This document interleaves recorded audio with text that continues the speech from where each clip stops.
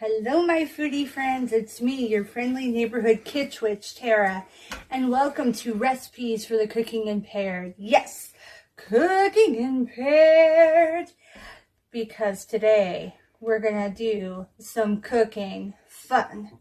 This is going to be a light and quick meal, main dish or side dish, however you want to look at it, and it features zucchini. Now, yes, I know what you're thinking. We have had other recipes with zucchini, but this one is fun. So before I let you know what we're making and give you the ins and outs on it, go ahead and hit that subscribe button down below if you're not already a Foodie Friend subscriber. And then that way you'll be here for all of the Cooking Impaired fun. And if you hit the bell, you'll be given updates on when the videos drop, when there's something new to try and cook. So today we're going to make Southwest boats. And not just Southwest boats, Southwest zucchini boats. So let's get to this wonderful dish, shall we? 3 zucchinis, and you're going to cut them in half longwise, and we're going to be scooping them out. You can keep the centers, what you scooped out, and use it in other recipes. I like cooking it a little bit and then putting it, mixing it with the twice-baked potatoes, kind of like what we did with the Hawaiian twice-baked potatoes, but instead of using the squash, we're using the zucchini. That's a fun option, but there's so many things you can use with what you scoop out. 2 tablespoons of extra virgin olive oil or regular virgin olive oil, depending on what you have available. Either one's fine. Extra virgin, ideal, but it doesn't change the recipe either way that much. 2 cloves of garlic, minced. This is best if it's fresh. You can do minced garlic that comes in the jars. If you're going to do that, then you're going to do, because of its potency, like 1 tablespoon. But really with this recipe, it's so much better if it's fresh. What? 1 tablespoon? Yeah. Wow. 1 pound of ground beef. The leaner the better. But either way is fine. Half of an onion. Oh, let me back up slightly. If you are of the vegan or vegetarian persuasion, you can disregard the beef. You can use an alternate like tofu that's been crumbled and cooked in seasoning. You could use tempeh that's been cooked as your meat alternative, or you can bypass meat altogether. And further down in this, we're using black beans. You can do more black beans or alternate it where you also have maybe some refried beans, or you can cook like kidney beans and mix those with black beans. There's so many options. Just what I would definitely recommend is cook it in the mix with the onions and the garlic, like what we're gonna do in the process with the meat. That way the beans get the good flavoring. So either one's fine. All right, now half of an onion. So you're gonna want it to be a smaller onion. So it ends up being closer to a little over half a cup of chopped onion. So if you are somebody that purchases the onion that's already pre-chopped, and that's something you have on hand, instead of putting in the time to get an onion and chop it, use what you have. If you're going to do that, you're going to go for just a little over a half. Kind of in between a half and 3/4 a cup of chopped onion. All right, then you're going to do half a cup of black olives chopped. Half a cup of black beans. I recommend the canned black beans because they're already cooked. You're going to just want to make sure you rinse them and drain them.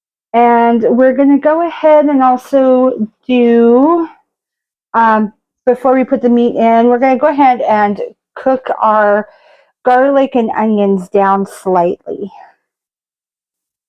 So we're going to put 2 tablespoons of virgin olive oil. That's what we're going to cook our vegetables in, our onion and our garlic.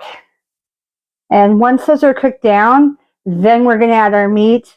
Make sure it's nice and golden brown and delicious. And we'll be ready to go. Woo woo!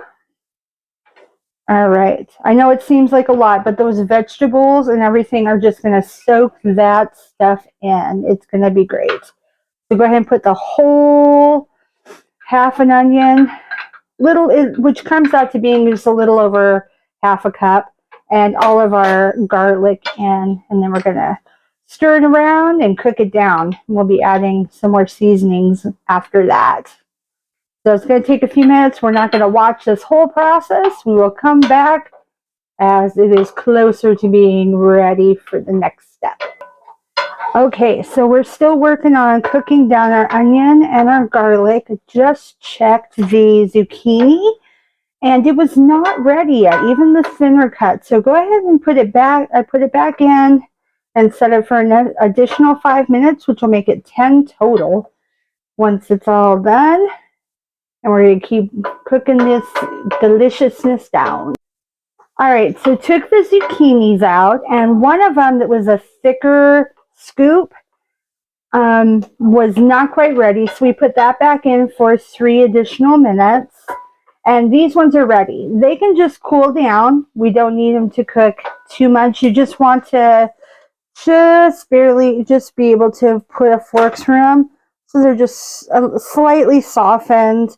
They don't have to be really squishy. We don't want them super squishy because they've got to hold all the good meat and vegetables that we're putting inside these little boats. As you can see, also the onion and the onions are caramelized beautifully. They're not super wilty, and the garlic is all intermingled. So at this point, we're going to go ahead and add the meat and start cooking that down. The meat will mix in, and we just want it to get to a point of browned and fully cooked. So no pink. No pink. We'll just get it all nice and crumbly, and then it's ready to roll. Once this is done cooking, we're going to be ready to start compiling our boats. It is going to be a fast process from here out. But first, let's get our meat cooked. All right, as you can see, it's starting to brown. We still have some pink, so it's not quite ready, but it's darn close. The last of our zucchinis is ready, and so we took them all out so those boats can cool before we fill them. Once this meat is completely cooked, we're going to drain the grease all out, so we don't want it to be sopping greasy. That kind of takes away from the fact that it's supposed to be a healthy meal. So, all right, so a few more minutes until everything is completely brown. All right, as you can see, the meat is now fully browned, all ready to go. And we're going to do kind of an interesting way of draining the meat. You get a bowl, you put a paper towel inside the bowl, and then you're just going to go ahead and scoop it in. She has my wonderful hand model has got a little strainer to go with it to kind of help with some of the additional grease draining as well. But then what this will do is it'll really help kind of drain that meat out, so it still stays moist, but you get most of that extra grease that we do not need in our meal, nor do we need in our arteries. Yes, indeed, folks. That is right. Yes, indeed. One moment. All right. Sorry about that, folks. We had a bit of a cough situational. Everything is good now. But we're going to get this all done, fully drained, and then we'll be ready to start fixing our boats. I'll be right back with you in a moment. All right, and so we just went ahead and put the meat back in because we're going to stir in our seasoning. beforehand. Go ahead and turn the stove top off if you haven't already. We're done cooking. All right, so the first things first is we're going to take and put in half a teaspoon of chili powder. Now, because you're using the chili powder and the paprika, we don't actually have pepper as part of this recipe. You can add some to taste, but we don't really need it. This is going to be a very flavorful mix as is. All right, and the next part after that is 1/4 of a teaspoon of the paprika. Now, I know in previous videos I talked about smoky paprika. Do not use smoky paprika in this recipe. You're going to want to use the standard paprika. The smokiness is going to make it overpowering. So just use your regular paprika. Save that smoky paprika for other recipes. Okay, guys, just a helpful thought. You don't want it to be too much. You want it to have that Southwest spice and so forth, but you don't want it overpowering. Now, a wonderful thought that was brought up by my fabulous hand model is, well, what about mushrooms? You could totally add mushrooms. If you are going to do fresh, cook them down with the onion and the garlic. If you're doing canned, you could put the canned mushrooms. I wouldn't do more than 1/4 of a cup if they're good size cuts. And you could put it in at this point if you're going to add mushrooms to it. Nothing wrong with that. All right, so now we're going to set that to just leave that where it is for the moment, and we're going to bring our boats over because we're going to start assembling these beautiful creations. All right, so assembling your boats. We're going to sprinkle in and try to even out from the top to the bottom of your zucchini boat some of the meat. The meat goes in first. And we're going to do that with every single boat. No, that looks okay. Try not to put a ton in there because we still have more vegetables to add. Be right back with that. All right, as you can see, it's ready. We have leftover meat left. That is totally fine. This recipe, it bases off of, you never know exactly what size your zucchinis are going to be. The store has them in all different sizes. So with 1 pound of the ground beef and everything added in, you probably could conceivably do 4 zucchinis or maybe even 5 zucchinis and still have enough meat. We went ahead and did the standard 3. If this happens and you don't have enough zucchini and you got leftovers, hold on to that extra. You can use that in a taco. You can use it in all kinds of different things. Do not fear the word leftovers. It is okay. Leftovers are good. All right, so next we're going to add just that little dash of salt in each boat. You're going to want to cover the actual zucchini as well as a bit of the meat. Yeah, just a dash, salt to taste, all good. All right, so next part is going to be our beans. And we're just going to sprinkle a little of the beans in. If you are somebody that loves black beans, feel free to add more. But just keep in mind, we have more vegetables to add to this. Now, these beans are canned that have been drained. If you're going to do freshly cooked black beans, make sure that you give yourself extra time and make sure that they are also like the actual canned beans, drained and ready to go. Otherwise, all good. Same with the corn. If you are going to cook corn, then go ahead and cook it. Make sure it's drained. Cut it off the cob if you're doing it corn on the cob style, or if it's frozen, you can cook it through first. We went ahead and went faster by doing canned corn. Doesn't change the amount. You're still going to need fully cooked corn, fully cooked beans, all of that. Either way, because otherwise you're going to end up having the potential or not even potential, the definite, your corn and your beans will not be fully cooked. Because when this goes back into the oven, it's only going to go in there long enough for the lovely cheese to melt on the top. So now we're adding the tomato, and then last we'll add the olives, and then finally, so I guess not last, almost last, then we end with the cheese. Now in the recipe we're saying a cup of cheese shredded. You're not putting a cup in each boat. It'll be about a cup total. You're just sprinkling a little bit on top to add to a little flair, a little flavoring. It also helps hold all the ingredients in place. So it's a 2-for-1 deal. That and, oh come on, let's be honest. Unless you're vegan, cheese is good. Now, this being said, you are somebody that's of the vegan vegetarian persuasion. What do you do? Well, like I mentioned during the opening, what you're going to do is you can substitute, instead of using a meat, you can use a tofu. You can use a tempeh and use the same seasonings and all that. Or you can just use more beans. Instead of just sparsely putting them in like we're doing here, cook the beans up with the olives and the garlic and then put it together that way. And as far as cheese, if you don't want to use regular cheese, say you're vegan, perhaps they have wonderful options. Daya is a company I can think of that has they have some good shredded cheeses that actually melt pretty similar to regular cheese. All right, guys. So as you can see, these boats look gorgeous. They are almost ready.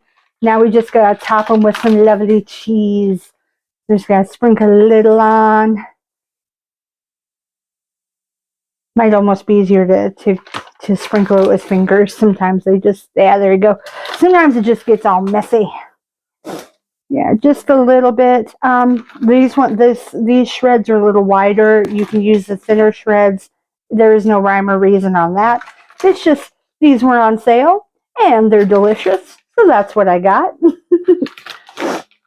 Never worry about the potential of picking things on sale. Yum. Maybe just a tiny bit more at the top on that one. Beautiful. Now, we did just the smallest amount. You can add more. I wouldn't go a ton more than that. It looks good. So now we're going to put it back in the oven for just a few minutes, just long enough for it to melt. So about maybe 3 to 5 minutes on the 350. All right, my foodie friends, as you can see, it is done. It is beautiful. It is melted. It is ready to pop into someone's mouth or take into a party or whatever. This would be a great, like, munch and mingle idea. Like I said, feel free to add mushrooms. Feel free to add more cheese, all of the above. I say thank you again for coming and watching the video. Feel free to hit that subscribe button at the bottom of this video. It's red, it's rectangular, it says subscribe. And that way you won't miss out on any foodie friend fun and recipes. And thank you again to my fabulous hand double that has been amazing. Thank you so much. And until I see you again, my friends, bye. Mwah.